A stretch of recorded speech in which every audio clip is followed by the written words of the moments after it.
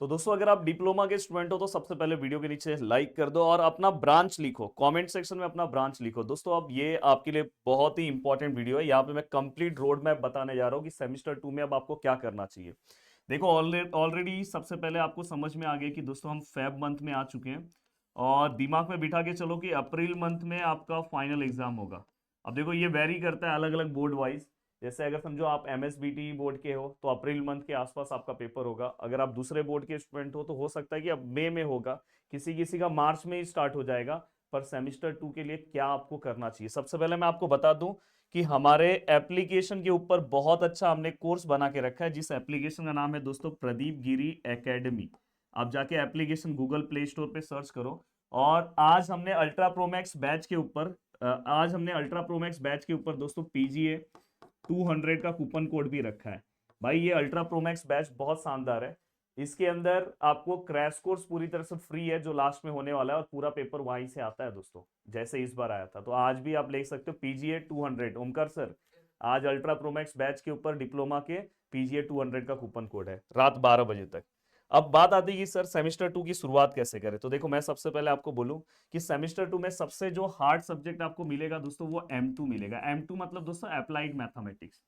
अब अलग अलग जगह पे उसकी का नाम अलग अलग है, तो उसको आप M2 भी बोल सकते हैं। जैसे सेमेस्टर 1 में बेसिक मैथमेटिक्स रहता है या अप्लाइड मैथमेटिक्स होता है, कहीं कहीं पे बेसिक मैथमेटिक्स 2 बोलते हैं पर अप्लाइड मैथमेटिक्स। अब सबसे ज्यादा प्रॉब्लम ये हो जाता है कि इसके अंदर ना दोस्तों, इसके अंदर 12th के और साथ में दोस्तों इंजीनियरिंग के दोनों का कॉम्बिनेशन वाला क्वेश्चंस यहाँ पे आपको देखने के लिए मिलता है। तो इसलिए अगर आप इस सब्जेक्ट को बहुत लाइटली ले रहे हो तो बहुत दिक्कत हो जाएगा। तो मैं आज से बोलना चाहता हूँ कि आज से आप क्या करो पता है।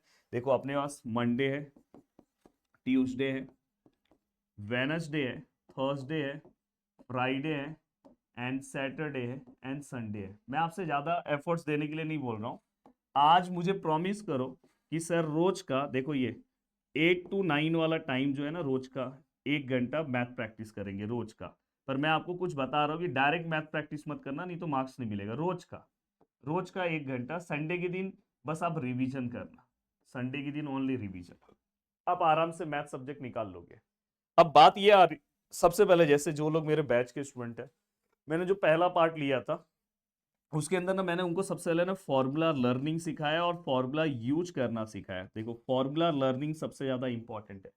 सबसे पहले आपको इसी के ऊपर काम करना है कि फॉर्मूला लर्न कैसे करना है। मैं तो बोलूंगा अपने घर में एक, जहाँ पे आप स्टडी करते हो वहां पे एक पूरा का पूरा ये पार्ट फॉर्मूले का एक लिस्ट बना के पेपर पे लिख के उसको चिपका दो। रेगुलर देखा करो फॉर्मूला। नहीं तो इस सेमिस्टर में सबसे ज्यादा डेंजर क्या है पता है? डेरिवेटिव्स है।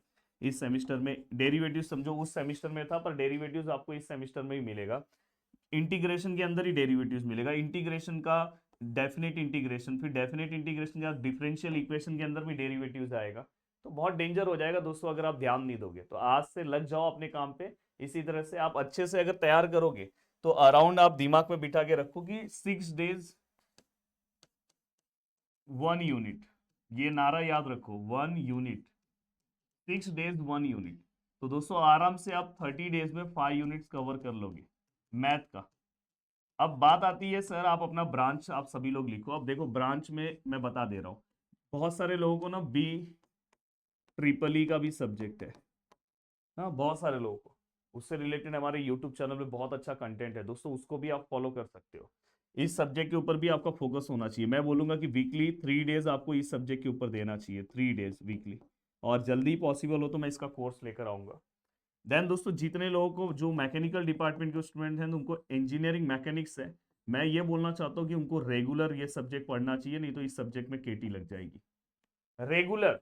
इससे रिलेटेड सेंट्रॉइड ये सब के हमारे यूट्यूब चैनल पे वीडियोस हैं।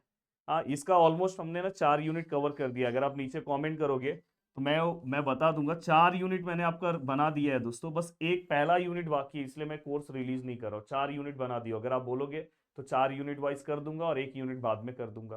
तो 4 यूनिट मैंने बना दिया है, बस एक अपना बाकी है, पहला वाला बस बाकी है। तो ये पूरा कोर्स मेरा रेडी है। अब देखो दोस्तों इस तरह से, ठीक है सर ये सब तो मस्त समझ में आया, बी ट्रिपल ई एम, ठीक है, ये रेगुलर आपको करना है। अब बात आती है कि सर इसमें अप्लाइड साइंस को करना है कि नहीं। बहुत लोग को अप्लाइड साइंस भी रहेगा, तो मैं बोलूंगा अप्लाइड साइंस ना ज्यादा फोकस मत करो। कॉलेज में जो बस करा रहे हैं ना कॉलेज में, उसी के ऊपर क्या करो दोस्तों, बस फोकस करो, बाकी अलग से कुछ करने की जरूरत नहीं है। जो सबसे डिफिकल्ट सब्जेक्ट है ना उसके ऊपर ज्यादा फोकस करो, और ट्राई करो कि पेपर के 15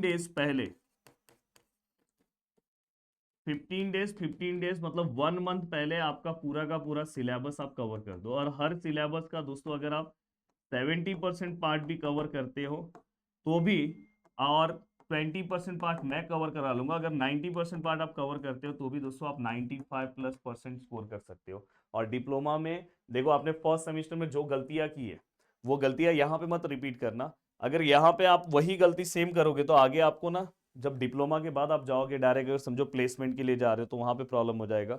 चलो अगर ठीक है, प्लेसमेंट भी अगर आपको मिल गया, आप में से बहुत लोगों का सपना है कि आगे चल के इंजीनियरिंग कवर करना है, तो इंजीनियरिंग के लिए अच्छा कॉलेज चलने के लिए दोस्तों आपका डिप्लोमा का परसेंट भी बहुत हाई होना चाहिए। तो मैं चाहता हूं कि ये सब सब्जेक्ट पे आपको फोकस करना है। अगर आप फोकस करोगे, मैं आपको गारंटी दे रहा हूं कि आपका ये सेमेस्टर बहुत अच्छा जाएगा। बाकी आप अपने पॉइंट्स लिख सकते हो, आपको और मेरी क्या जरूरत है आप बता सकते हो। देखो एप्लीकेशन में बहुत अच्छे तरीके से मैंने सभी चीजें बनाई है, यूट्यूब पे भी बहुत सारी चीजें अपलोड की है। पर मैं अगर चाहूंगा, अभी देखो यूट्यूब पे मैं अब सिलेबस स्टार्ट करूंगा धीरे धीरे अपलोड करना, पर पूरा का पूरा सिलेबस अपलोड नहीं हो पाएगा यूट्यूब पे। पर मैं आपको एक एक बोलना चाहता हूँ एक चीज के बारे में, कि एप्लीकेशन में मैंने प्राइस बहुत कम रखा है, तो मुझे ऐसा लगता है कि आपको वहां से जुड़ के अपनी चीजें फटाफट कवर करनी चाहिए। तो भाई अभी भी आप अगर नहीं पढ़ रहे हो तो बहुत नुकसान होगा, क्योंकि बहुत सारे लोग पढ़ाई कर रहे हैं। मिलते हैं दोस्तों नेक्स्ट वीडियो में, बाय बाय, टेक केयर, जय हिंद दोस्तों। याद से हमारे इस यूट्यूब चैनल को सब्सक्राइब करके रख दो, बहुत शानदार तरीके से बाकी की चीजें आपकी आने वाली है। जय हिंद दोस्तों।